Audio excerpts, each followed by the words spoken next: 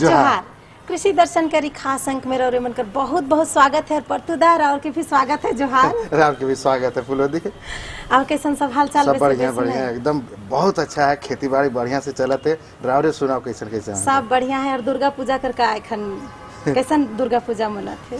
दुर्गा पूजा तो मनबे करे, दुर्गा पूजा के समय है और हमरे किसान भाई मन भी एकदम इकर से खुश है कि पर्व जो पहुंच गए के और संगे संगे हमरे कर किसान भाई मन खेती बाड़ी में भी जुड़ल है और अच्छा से अच्छा खेती करे कर विचार में एकदम जरूर। और माँ दुर्गा से है हमरे प्रार्थना करब कि हमरे कर किसान भाई बहन मन सब सुखी रहे, सब एकदम सब कुछ संपन्न रहे, सब कुछ भरल पुरल रहे हमरे कर किसान मन कर। और परतुदा कार्यक्रम कर तो शुरुआत हो गेला के तो किसान भाई मन चलो हमरे जाने ला देश दुनिया से कर खेती बाड़ी से जुड़ल तमाम तरह के खबर के कृषि समाचार में।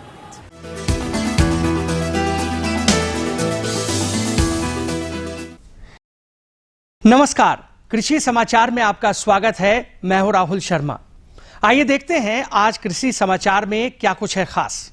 राज्य के पशुपालक अनुदानित दर पर पा सकते हैं हस्तचालित और पावर चालित चारा कटर मशीन।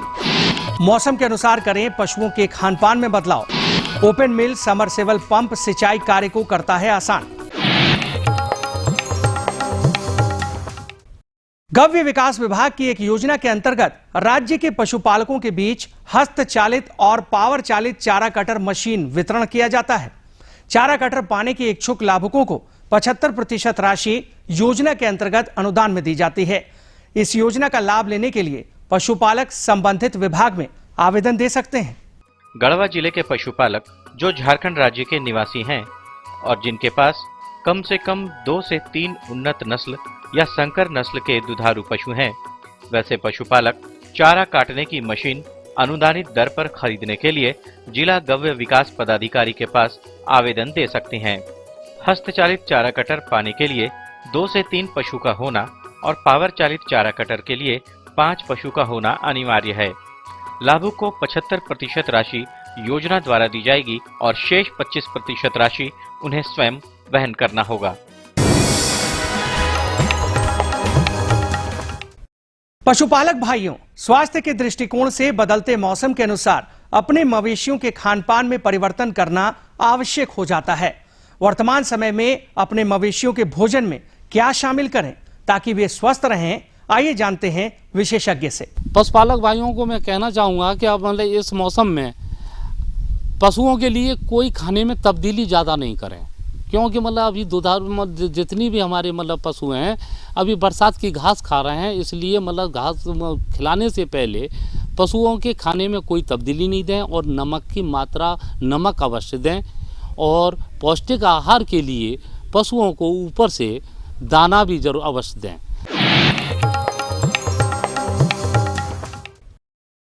सब्जियों की खेती करने वाले किसान वर्तमान में प्याज की फसल लगा सकते हैं।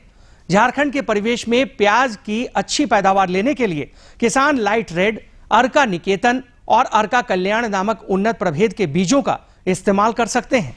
एग्री फाउंड लाइट रेड बहुत अच्छी प्रजाति है, उसका आपको लगाना चाहिए। अर्का निकेतन, अर्का कल्याण, ये प्रजातियां विंटर में यानी सर्दियों में प्याज की खेती के लिए उचित रहती हैं। बीज की मात्रा का उचित प्रयोग आप करेंगे। 8 से 10 किलोग्राम बीज प्रति हेक्टेयर नर्सरी में डालेंगे। ये नर्सरी में डालेंगे तो 30 से 40 दिन में आपकी नर्सरी लगाने योग्य हो जाती है। उसको रोपाई करने के खेत में करेंगे तो करने से पहले आप उसको जड़ों को एक बार शोधित कर लेंगे, क्योंकि उसमें बीमारी अधिक आती है। आज की बेहतर तकनीक औषधीय पौधों की खेती करने वाले किसानों के लिए बेहद उपयोगी है। अश्वगंधा की फसल लगाए हुए कृषकों को हमारे कृषि विशेषज्ञ जानकारी दे रहे हैं कि फसल में इस समय कौन कौन से कृषि कार्य करें तो उत्पादन अच्छा होगा। किसान भाइयों, जो भी अश्वगंधा की खेती किए हुए हैं उस किसान भाइयों को सलाह दी जाती है कि सही फसल सही पैदावार लेने के लिए जो है उसकी निकाई गोड़ाई, खरपतवार की जो है निकाई गोड़ाई करें और अगर कीड़े मकोड़े का प्रकोप हो गया है तो उस पर 1 लीटर गौमूत्र में 5 लीटर पानी मिला के जो है आप उसमें छिड़काव करें, जिससे कि आप उससे अच्छी भरपूर पैदावार ले सकते हैं और अच्छी आमदनी कर सकते हैं।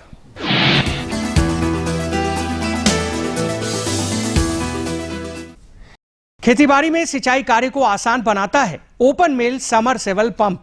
यह पंप गहरे कुओं, तालाब, नहर इत्यादि से पानी खींचकर खेतों तक आसानी से पहुंचाने में सक्षम है।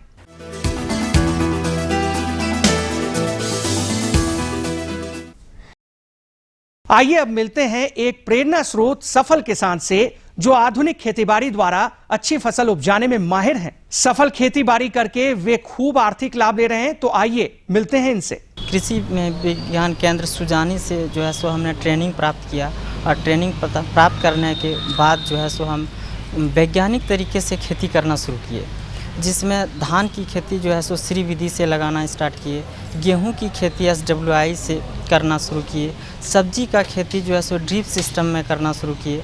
इससे सबसे पहले कॉस्ट बहुत ज़्यादा लग जाता था, लेबर कॉस्ट का बहुत ज़्यादा ये एक्सपेंसिव होता था। और इसमें जब से हम ये SRI का धान का खेती करना शुरू किए तो इसमें हुआ कि लेबर कॉस्ट मेरा बहुत ज़्यादा बचने लगा। और अब एक नजर राज्य के कुछ प्रमुख शहरों के मौसम के मिजाज पर। आज राज्य के कुछ प्रमुख शहरों के तापमान इस प्रकार दर्ज किए गए। रांची अधिकतम 27 डिग्री सेल्सियस और न्यूनतम 20 डिग्री सेल्सियस। देवघर अधिकतम 29 डिग्री सेल्सियस और न्यूनतम 22 डिग्री सेल्सियस। दुमका अधिकतम 31 डिग्री सेल्सियस और न्यूनतम 24 डिग्री सेल्सियस। गोड्डा अधिकतम 31 डिग्री सेल्सियस और न्यूनतम 25 डिग्री सेल्सियस। चाईबासा अधिकतम 30 डिग्री सेल्सियस और न्यूनतम 22 डिग्री सेल्सियस। और हजारीबाग का तापमान अधिकतम 28 डिग्री सेल्सियस और न्यूनतम 21 डिग्री सेल्सियस रहा।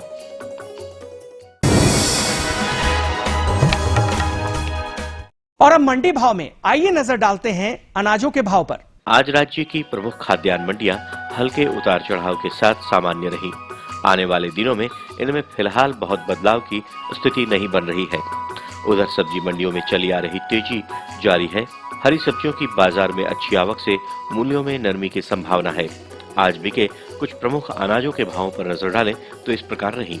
चावल मध्यम न्यूनतम 2200 रुपए से लेकर अधिकतम 2600 रुपए। चावल उत्तम न्यूनतम 2500 रुपए से लेकर अधिकतम 4300 रुपए। गेहूं न्यूनतम 1500 रुपए से लेकर अधिकतम 1800 रुपए। दाल अरहर न्यूनतम 5600 रुपए से लेकर अधिकतम 7100 रुपए। दाल मसूर न्यूनतम 4400 रुपए से लेकर अधिकतम 5600 रुपए। दाल चना न्यूनतम 3400 रुपए से लेकर अधिकतम 4400 रुपए। चीनी न्यूनतम 3400 रुपए से लेकर अधिकतम 3600 रुपए। आलू न्यूनतम 1700 रुपए से लेकर अधिकतम 2500 रुपए और प्याज न्यूनतम 2400 रुपए से लेकर अधिकतम 2800 रुपए प्रति क्विंटल रहा। कृषि समाचार में आज इतना ही। अगले दिन अगले अंक में फिर होगी मुलाकात कुछ ताजा तरीन खबरों के साथ। तब तक के लिए दीजिए इजाजत। नमस्कार, जोहार।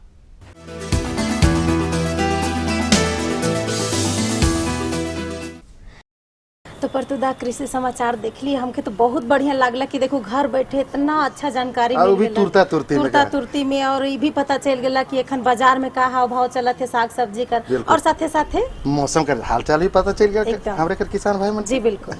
तो एखन तो जानकारी और भी है, लेकिन एक चीज बताते फुलोदी, किसान मैंने खेती बाड़ी तो करे ना जरूर, लेकिन उनकर में बहुत चीज का ध्यान नहीं रखे ना, जेकर से उमन के खेती बाड़ी में नुकसान उठा पड़ेला। जी लेकिन रुकू परतुदा तनी कोनो विराम तो ले लेवे दे हमरे कर किसान मन के। बिल्कुल बिल्कुल सही कहली। तो चलो किसान भाई मन लेवत ही छोटे कुन विराम रावरे मन देखते रही कार्यक्रम हमरे तुरते घुर के आवत।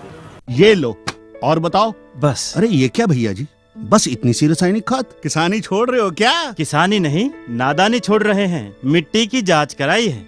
अब तो लालाजी जितनी जरूरत है उतने ही उर्वरक खेत में डालेंगे। हाँ, किसान भाई आज ही अपने जिले की नजदीकी भूमि परीक्षण प्रयोगशाला में मिट्टी की जांच जरूर करवाएं और मिट्टी में पोषक तत्व, नमी व पौधे के विकास को देखते हुए केवल जरूरत के अनुसार ही पोषक तत्व डालें। और हाँ, मिट्टी में गंधक, जस्ता, बोरोन जैसे सूक्ष्म पोषक तत्वों का पता लगाना भी न भूलें।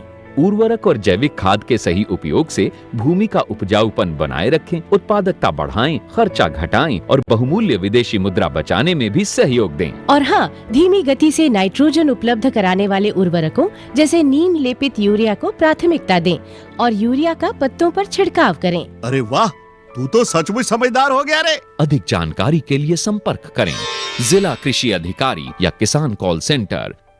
तो विराम कर बाद रोरे मन कर एक बार फिर से बहुत बहुत स्वागत है। तो फुलोदी का कहत रही? एखन जे राउरे कहत रही माने कि राउर कहे कर मतलब रहे पोषक तत्व कर बारे में। बिल्कुल बिल्कुल सही कहा थी। हमरे किसान भाई मन खेती बाड़ी तो करबे करे ना, लेकिन ओकर में ध्यान देवे के जरूरी है। जेकर अगर ध्यान नहीं देवे ना तो ओकर उपजाऊ में बहुत ही कमी हो जाएगा और नुकसान भी बन के उठा जी। तो काल ने एखन हमरे कर किसान मने धान कर खेती कर चुकले है परतुदा। तो धान कर खेती अब देखो धान तो हो ही गेला खे, अब फूटे भी शुरुआत हो गेला खे। तो अगर धान कर खेती में एखने से अगर पोषक तत्व कर कुछ अगर दवाई उकर में छिड़कब है, कुछ उकर में प्रबंधन करबे, जी बिल्कुल, तो कैसन रही? बहुत बढ़िया रही। ओकर से बहुत ही फायदा हो सकेला हमरे कर किसान भाई मन के। जी काले कि जे पोषक तत्व रहेला ने ओकर प्रबंधन करना बहुत ही जरूरी है, ताकि ओकर गाछ और ओकर जे फल होला बढ़िया उपज दे सके और ज्यादा से ज्यादा माने खेती होवी, ज्यादा से ज्यादा हमरे कर किसान मन के इकर से फायदा होवी। बिल्कुल बिल्कुल। तो चलो एकरे बारे में हमरे जानकारी लेवत थी हमरे कर विशेषज्ञ डॉक्टर वीरेंद्र कुमार जी से। किसान भाइयों नमस्कार, कृषि दर्शन कार्यक्रम में आपका बहुत बहुत स्वागत है। किसान भाइयों, कृषि दर्शन की टीम आज कृषि विज्ञान केंद्र जयनगर कोडरमा में है और आज हमारे साथ बातचीत करने के लिए हैं यहीं के एक वैज्ञानिक वीरेंद्र कुमार वर्मा जी। ये हमें जानकारी देंगे कि धान में पोषक तत्व प्रबंधन कैसे करें। आइए सबसे पहले इनका स्वागत करते हैं। वीरेंद्र जी, आपका हमारे कार्यक्रम में बहुत बहुत स्वागत है। धन्यवाद किसान भाई। तो वीरेंद्र जी, सबसे पहले बताइए कि धान में पोषक तत्व प्रबंधन हमने विषय चुना है, तो पोषक तत्व क्या है? किसान भाइयों, पोषक तत्व की अगर हम बात करेंगे तो जब कोई भी फसल अपनी वृद्धि एवं विकास के लिए ज़मीन से जिन तत्वों को लेकर के वो अपना जीवन चक्र पूरा करती है और किसानों को उत्पादन देती है, उसे हम पोषक तत्व कहते हैं। अच्छा, पोषक तत्व कितने तरह के होंगे? किसान भाइयों, मुख्य रूप से पोषक तत्व जो होते हैं, जो पौधों की आवश्यकता होती है, वो 16 प्रकार के पोषक तत्व होते हैं, लेकिन उसमें से प्राथमिक, द्वितीयक और सूक्ष्म पोषक तत्व होते हैं। तो किसान भाइयों, जो ये हमारे मुख्य रूप से पोषक तत्व होते हैं, नाइट्रोजन, फास्फोरस और पोटास। अब बताइए पोषक तत्व प्रबंधन है क्या? किसान भाइयों, पोषक तत्व प्रबंधन की अगर हम बात करेंगे तो बात आती है कि हम अगर धान की फसल लगा रहे हैं और जिस खेत में हम धान का फसल लगा रहे हैं, तो उस खेत की मिट्टी का पहले तो हमको रिपोर्ट लेना होगा कि उस मिट्टी में कितने प्रतिशत नाइट्रोजन, फास्फोरस और पोटास हैं, और जो हमारी धान की फसल है, उस धान की फसल के लिए हमें कौन कौन से पोषक तत्वों की आवश्यकता पड़ती है। तो जो रिपोर्ट कार्ड होता है उसमें हम ये देखते हैं कि हमारी मिट्टी में कौन कौन से पोषक तत्व हैं और हमको धान की फसल के लिए कितने पोषक तत्वों की आवश्यकता पड़ती है। तो उसमें से जब हम मैच कराते हैं तो देखते हैं कि जैसे नाइट्रोजन, फास्फोरस और पोटास, ये मुख्य रूप से हमारे धान की फसल को पोषक तत्वों की आवश्यकता पड़ती है। तो जो पोषक तत्व हमारे ज़मीन में हैं और जो बाकी शेष हमको देना है, उसका हम एक तरह से मिट्टी की जांच की रिपोर्ट कार्ड से हम निर्णय कर लेते हैं कि हमको इतनी मात्रा में पोषक तत्वों को देना है। और बात करते हैं जैसे कि झारखंड के परिप्रेक्ष्य में कि यहाँ की जो मिट्टी होती है वो 3 प्रकार की है, एक Zone 1, एक Zone 2 और Zone 3। तो Zone 3 होती है जो जिसमें कि अगर हम धान की खेती करते हैं तो उसमें हमें नाइट्रोजन, फास्फोरस और पोटास जैसे 160 किलोग्राम नाइट्रोजन, 80 किलोग्राम फास्फोरस और 60 किलोग्राम पोटास, ये हो गई Zone 3 की बात। और Zone 2 की बात अगर हम करेंगे तो उसमें 80 किलोग्राम नाइट्रोजन, 60 किलोग्राम पोटास और 40 किलोग्राम यूरिया की आवश्यकता पड़ती है। अगर हम बात करेंगे Zone 1 तो उसमें 40 किलोग्राम यूरिया और 20 किलोग्राम DAP और 20 किलोग्राम पोटास की आवश्यकता पड़ती है। तो जो हम मिट्टी की जांच कराए हैं उससे हम ये मिलान करेंगे कि हम धान की फसल अगर Zone 3 में लेने जा रहे हैं तो हमको हमारी मिट्टी में कितने प्रतिशत पोषक तत्व हैं और कितना हमको देना है। तो जैसे कि मान लीजिए हम Zone 3 की बात कर रहे हैं तो उसमें अगर हमको 160 किलोग्राम नाइट्रोजन देना है, यूरिया देना है, तो जितना है उसको हम पहले से तो माइनस कर देंगे और उसके बाद जो बचेगा, अगर हम सीधी बुआई कर रहे हैं तो उसका 50% DAP यूरिया हम पहले खेत में डाल देंगे, बेसल ड्रेसिंग जब खेत तैयार करते हैं, और DAP की पूरी मात्रा हम खेत में डाल देंगे। और जो पोटास बचता है उसका 75% हम उस बेसल ड्रेसिंग में डालेंगे और 25% जो हमारा पोटास बचता है और 50% यूरिया बचता है उसका हम 2 बार में इस्तेमाल करेंगे, यूरिया का और पोटास का 1 बार में। जैसे जब हमारी फसल रुपये 20 से 25 दिन की हो जाती है तो उसका 25% हम टॉप ड्रेसिंग के रूप में इस्तेमाल करते हैं। और बाकी जो हमारा यूरिया 25% बचा है वो फ्लावरिंग के टाइम यानी जब उसमें फूल आने लगता है तब इस्तेमाल करते हैं। और जो पोटास हमारी 25% बची हुई है उसका इस्तेमाल हम जब उसमें फूल आने लगता है तब टॉप ड्रेसिंग के रूप में कर लेते हैं। ये तो बात हो गई हमारी रासायनिक खादों का। अब हम बात करेंगे कि जैविक पोषक तत्वों का प्रबंधन हम कैसे करें। तो किसान भाइयों, जैविक पोषक तत्व प्रबंधन की बात करेंगे तो अभी नए वैज्ञानिकों ने इजाद किया है अजोला। वीरेंद्र जी, अभी आपने चर्चा की एजोला के बारे में, तो एजोला धान के फसल को किस तरीके से प्रभावित करता है और कैसे उसमें पोषक तत्वों की बात आती है उसमें? किसान भाइयों, ये अजोला जो है एक प्रकार का काई होता है जो आज पहले हम देखते थे कि हमारे तालाबों में या जहाँ पानी का जल जमाव होता है वहाँ पर ये देखने को मिल जाते थे। पानी पे हमेशा तैरता हुआ हरा रंग का या रेड कलर का दिख जाता था।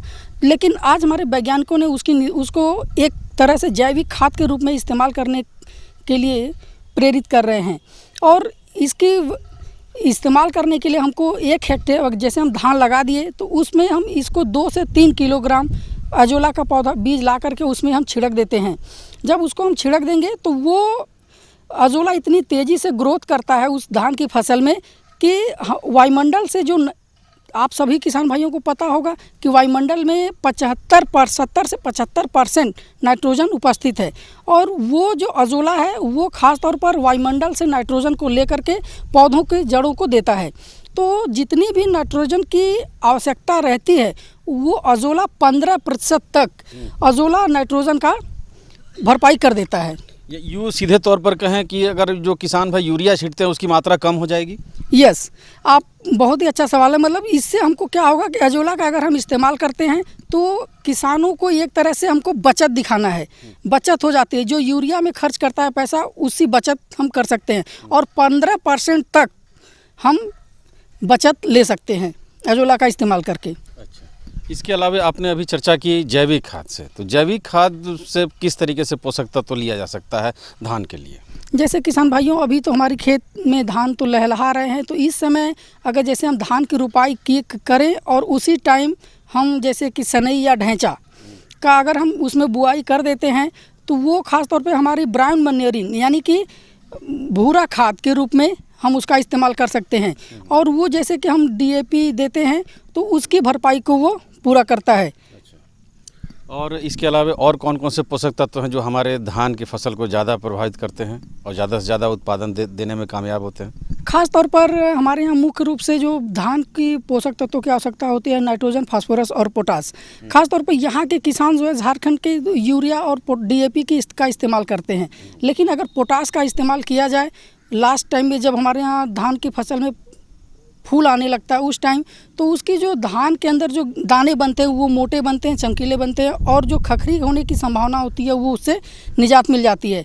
और जो हमारा लास्ट में उत्पादन होगा वो बहुत ही ज़्यादा होगा, जिससे किसानों को एक थोड़ा सा काम करने से बहुत ज़्यादा लाभ मिल सकता है।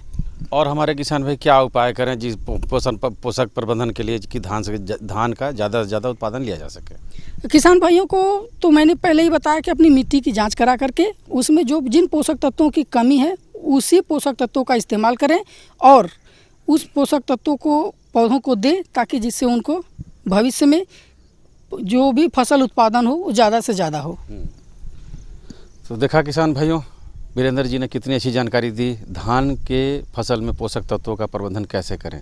वीरेंद्र जी, आप हमारे कार्यक्रम में इसके लिए आपका बहुत बहुत धन्यवाद। धन्यवाद। परतुदा ये जानकारी तो देखो हमके बहुत बढ़िया लागलक। परतुदा एकदम हम का कहूँ, हम जैसे कि एखन धान फूटक शुरू हो गया, अगर इकर में पोषक तत्व अगर मिल जाए तो एकदम अति उत्तम रहे, बहुत अच्छा रहे, फायदा भी हो सके किसान। जी बिल्कुल। तो परतुदा आगे जानकारी है बेबी कॉर्न कर खेती। बिल्कुल बिल्कुल सही बात एकदम बोला थे और मुँह कर बात कर सुने थी। ऐसे तो मकई की खेती हमारे किसान भाई मन करबे करे ना, लेकिन ये बेबी कॉर्न कर व्यवसायिक खेती जे कहे ना देहाती में कहब तो छुआ मकई, छोटका मकई। अच्छा खेती कर रहे हैं ना हमारे किसान भाई मन। झारखंड का बहुत सा किसान मन ऐसा है जो कि खेती करके व्यवसाय खेती करके फायदा कमाते हैं जी और अपन व्यवसाय के आगे भी बढ़ाते हैं। बिल्कुल बिल्कुल जी बिल्कुल। तो एकरे बारे में अगर जानकारी हो जाए तो एकदम बहुत बढ़िया रहे, बहुत बढ़िया रहे। चलो तो एकरे बारे में हमारे जानकारी लेवत थी हमारे विशेषज्ञ डॉक्टर PK सनेही गरही से। किसान भाइयों नमस्कार। कृषि दर्शन के इस कार्यक्रम में आपका स्वागत है। किसान भाइयों, कृषि दर्शन की टीम आज कृषि विज्ञान केंद्र सुजानी देवघर आई हुई है, जहां आज हम बात करेंगे बेबी कॉर्न की खेती के बारे में। इस विषय पर जानकारी देने के लिए आज हमारे साथ है यहीं के कार्यक्रम समन्वयक डॉक्टर पीके सनीग्रही। आइए इनका स्वागत करते हैं। डॉक्टर साहब, आपका हमारे इस कार्यक्रम में स्वागत है। डॉक्टर साहब, जैसा कि आज का विषय हमने चुना है बेबी कॉर्न की खेती। बेबी कॉर्न की खेती हमारे किसान भाई जो करना चाहते हैं, उसके लिए उनकी क्या क्या योजनाएं होनी चाहिए और कैसे वो तैयारी करेंगे, इसके बारे में आप हमारे किसान भाइयों को बताएं। सबसे पहले तो ये जानकारी होना चाहिए किसान भाई को, जो बेबी कॉर्न है ये एक नई फसल है, पर्टिकुलरली देवघर जिला के लिए। इसका खेती तीनों मौसम में होता है, जैसे बरसात, जाड़ा, गर्मी।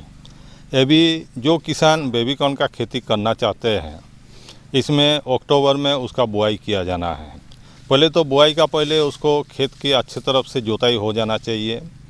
जोताई का बाद हम लोग का जैसे देवघर जिला में दीमक का प्रकोप ज़्यादा होता है, इसलिए 20 किलो का दर से प्रति हेक्टर लिंडन धूल का छिड़काव करके उसका बाद जो उचित प्रभेद है देवघर जिला व आपका झारखंड राज्य के लिए, उसमें हम लोग 3 प्रभेद हम लोग रिकमेंड करते हैं।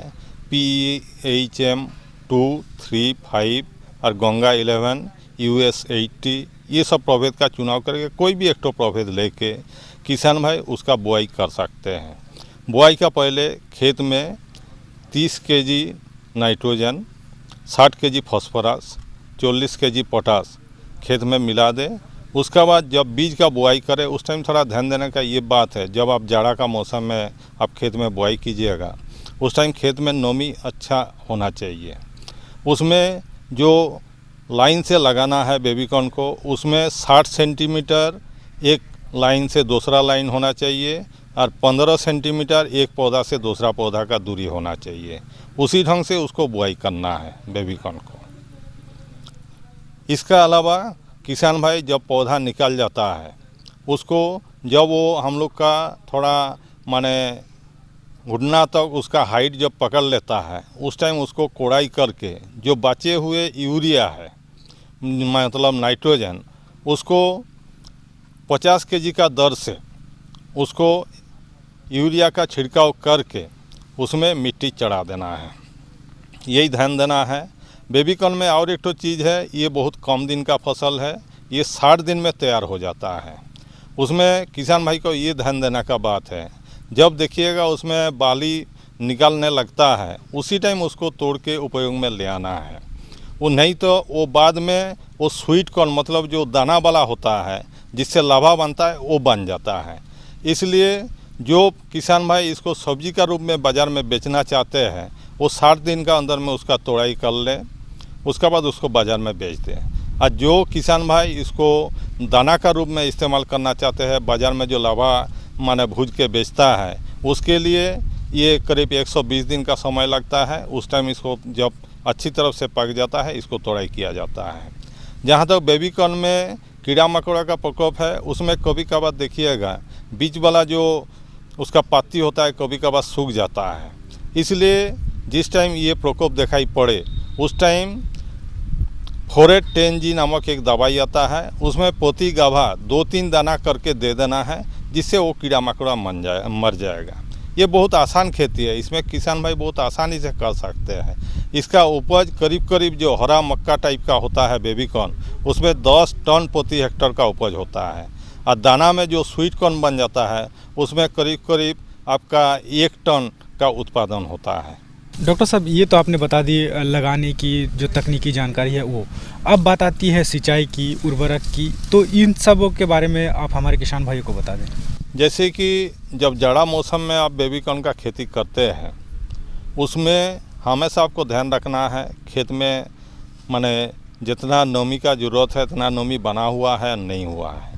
जब देखिएगा सूखा मौसम आने लगता है, मोटा मोटी आपको 2 से 3 सिंचाई का प्रबंध आपको रखना पड़ेगा। जैसे आपको हम पहले भी बताया है, जब आपका पौधा घुटने का ऊंचाई तक पहुंच जाता है उस टाइम एक बार पटाने के बाद यूरिया में छिड़काव करके उसमें कुड़ाई कर देना चाहिए। उसके बाद मोटा मोटी आपको 20 से 25 दिन का अंदर में एक बार सिंचाई करना है। ये बहुत कम दिन का फसल है, 60 दिन में तैयार हो जाता है, इसलिए मोटा मोटी 2 सिंचाई में ही आपका बेबी कॉर्न तैयार हो जाएगा।